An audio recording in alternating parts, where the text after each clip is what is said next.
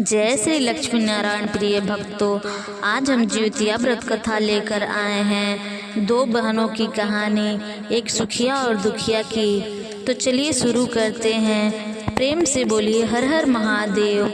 दो बहनें थी, एक का नाम था सुखिया और दूसरी का नाम था दुखिया। दोनों का भाग उनके नाम जैसा ही था। दुखिया गरीब थी और दुखी रहती थी, सुखिया अमीर थी और हमेशा वह सुखी रहती थी। दोनों एक ही गांव में रहती थी। दुखिया सुखी के घर में काम करती थी, साफ सफाई करती थी, खाना बनाती थी और जो खाना बच जाता था वह खाना सुखिया दुखिया को दे देती थी। इसी तरह दुखिया का घर चलता था।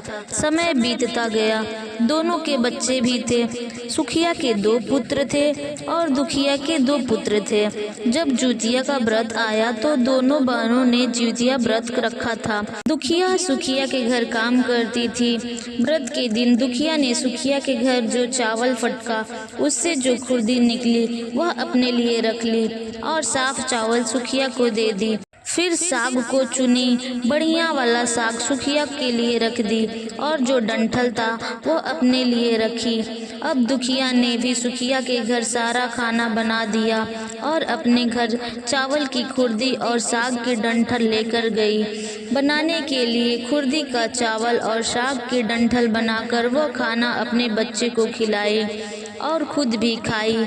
उसके बाद दुखिया सोने चली गई। तभी आधी रात में एक बूढ़ी औरत उसके घर पर आई और आकर दरवाज़ा खटखटाने लगी। तो दुखिया पूछती है, कौन है? तब बूढ़ी बोलती है, बेटा हम हैं। दुखिया ने उठकर फटाक से दरवाज़ा खोला और पूछी है, अम्मा आपको क्या चाहिए? इतनी रात में आप यहाँ किस लिए आई हैं? बूढ़ी बोली, हे बेटा मुझे बहुत भूख लगी है, कुछ खाने को दे दो। दुखिया उसे घर के अंदर ले आई और कहती है, हम लोग बहुत गरीब हैं, आज मैंने खुर्दी का चावल और साग का डंठल बनाया है, क्या आप खाएंगी? तो बुढ़िया कहती है, हाँ क्यों नहीं खाऊंगी, हमें बहुत भूख लगी है, हम वही खाएंगे। दुखिया अंदर जाकर खुर्दी का चावल और साग का डंठल लाती है और बुढ़िया को देती है खाने के लिए। बुढ़िया खाना खाने के बाद कहती है कि मुझे अच्छे से कुछ दिखाई नहीं देता, इतनी रात के अंधेरे में मैं अपने घर कैसे जाऊंगी? तो दुखिया कहती है, कोई बात नहीं, आप यहीं पर सो जाइए, सुबह अपने घर चले जाना। तो बुढ़िया औरत दुखिया के घर में ही सो जाती है। फिर थोड़ी देर बाद उठकर बुढ़िया बोलती है, बेटा मुझे दीर्घ शंका लगी है, कहाँ करूँ? तो दुखिया कहती है, मेरे घर में शौचालय नहीं है, इसलिए आप उधर कोने में कर लीजिए। बुढ़िया पूछती है, बेटा भड़-भड़ करे या छर-छर करे? दुखिया नींद में थी तो वह कहती है, माता जी भड़-भड़ कर दो, मैं सुबह साफ कर दूंगी। फिर थोड़ी देर बाद बुढ़िया पूछती है, बेटा मैं अपने हाथ कहाँ साफ करूं? तो दुखिया कहती है, आप मेरे सिर में अपना हाथ साफ कर लीजिए, जब सुबह होगी तो मैं उसे साफ कर लूँगी। जब सुबह होती है तो दुखिया को यह सब सपने के जैसा लगता है कि सोते समय मुझे कोई सपना आया होगा। वह ज़्यादा कुछ नहीं सोचती और नदी में नहाने के लिए चली जाती है। जब वह नदी में नहाती है और अपने बाल धोती है तो उसके बालों से होती हुई अब जो पानी बहता है वह सोने का पानी होता है। आसपास की सभी महिलाएं यह देखकर चकित हो जाती है और कहती हैं कि तुम्हारे बालों से तो सोने का पानी गिर रहा है, क्या है यह? फिर उसे रात की सारी बात याद आई और दौड़कर अपने घर की ओर भागती हुई गई, यह सोचकर कि उसका घर दीर्घ शंका से गंदा हुआ होगा, पहले उसको साफ करना होगा। जब वह अपने घर में जाती है तो देखती है कि घर के हर कोने में ढेर सारा सोना बिखरा पड़ा है। यह सब देखकर दुखिया बहुत खुश हो जाती है। यह सोचती है जीत मान बाबा की कृपा है, यह सब जो माता का रूप धारण करके मेरे घर आए और मुझे इतना आशीर्वाद दिए। अब दुखिया अमीर हो जाती है और सुखिया के घर जाकर काम करना बंद कर देती है।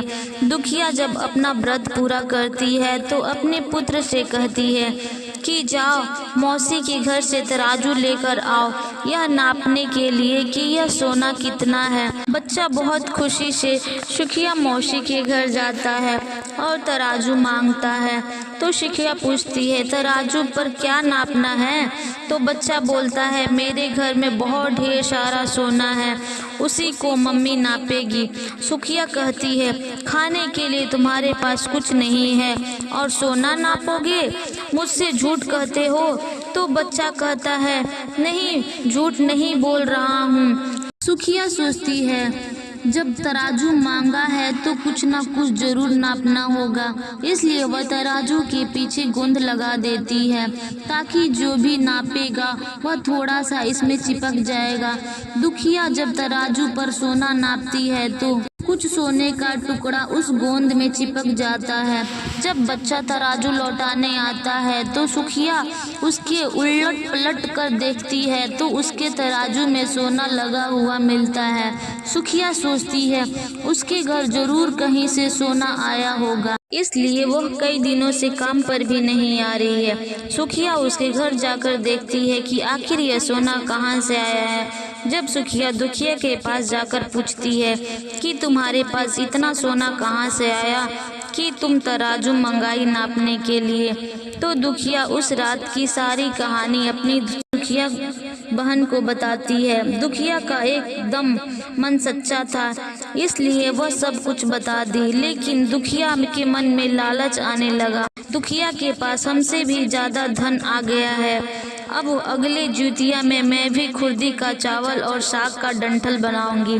फिर अगले साल ज्यूतिया का व्रत दोनों बहनों ने रखा। सुखिया के पास हर तरह की सुख थी और धन भी था, फिर भी वह ज्यूतिया के दिन चावल फटक कर साफ चावल फेंक दी और खुर्दी अपने पास रख ली। साग को तोड़कर पतिया फेंक दी और डंठल अपने पास रख ली और वही बनाई खाई। खा पी कर पूजा पाठ करने के सोने चली गई। फिर आधी रात में उसके घर में भी बुढ़िया आई और दरवाज़ा खटखटाई। सुखिया उसका इंतजार कर रही होती है। वह तुरंत दरवाज़ा खोलकर बुढ़िया को अपने घर के अंदर ले आती है। बुढ़िया बोलती है मुझे बहुत भूख लगी है, कुछ खाने को दे दो। तो सुखिया कहती है मैंने खुद्दी का चावल और डंठल का साग बनाया है। बुढ़िया बोलती है कोई बात नहीं, मैं वही खा लूँगी। तो सुखिया वो परोस देती है। वह खाना खाने के लिए और सोने चली जाती है। बुढ़िया बोलती है मैं घर नहीं जा सकती, मुझे दिखाई नहीं देता। तो सुखिया कहती है कोई बात नहीं, आप यहीं सो जाओ। थोड़ी देर बाद बुढ़िया फिर कहती है कि मुझे दीर्घ शंका लगी है, कहाँ करूँ? तो सुखिया कहती है वही कोने में कर दीजिए। फिर थोड़ी देर बाद बुढ़िया पूछती है कि भड़बड़ करे कि छरछर करे। इस समय सुखिया को वह बात याद नहीं थी कि दुखिया ने क्या बोला था। तो सुखिया ने बोल दिया माँ छरछर कर दीजिए। फिर बुढ़िया पूछती है कि बेटा मैं अपने हाथ कहाँ साफ करूँ? सुखिया कहती है मेरे सिर में साफ कर लीजिए। बुढ़िया अपना हाथ सुखिया के सिर में साफ कर लेती है। जब सुखिया सुबह उठती है तो उसका पूरा घर गंदा से भरा पड़ा होता है और उसके बाल में भी बहुत गंदगी लगी होती है। यह सब देखकर सुखिया बहुत दुखी हो गई और उसे बहुत गुस्सा भी आया। वह अपनी बहन दुखिया को बुलाती है और उससे गुस्से में कहती है कि तुमने हमसे झूठ कहा और मेरा पूरा घर गंदा करवा दिया। तो दुखिया पूछती है कि तुमने क्या क्या कहा था, भड़बड़ कहा था या छरछर? तो सुखिया कहती है मैं तो छरछर बोल दी। तो दुखिया कहती है, यहीं पर तो तुमसे गलती कर दी, और तुम्हारे पास तो सब कुछ था, किसी चीज़ की कमी नहीं थी, फिर भी तुमने लालच किया। मेरे पास तो कुछ भी नहीं था, तुम्हारे पास तो सब कुछ था। तुम्हारे घर जितमन बाबा भेष बदल कर आए, लेकिन फिर भी तुमने उनसे अच्छा खाना नहीं परोसा। मेरे पास तो कुछ भी नहीं था, इसलिए मैंने उन्हें कुर्दी का चावल और डंठल का साग परोसा था। तुमने अपने घर आए भगवान को अपमान किया, सब कुछ रहते हुए भी तुमने साग और भात खिलाया।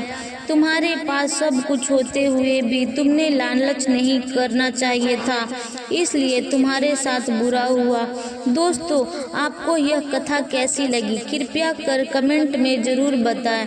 वीडियो पसंद आई हो तो लाइक करें और ऐसी ही और भी बहुत सारी कथाओं को सुनने के लिए हमारे चैनल को सब्सक्राइब करें।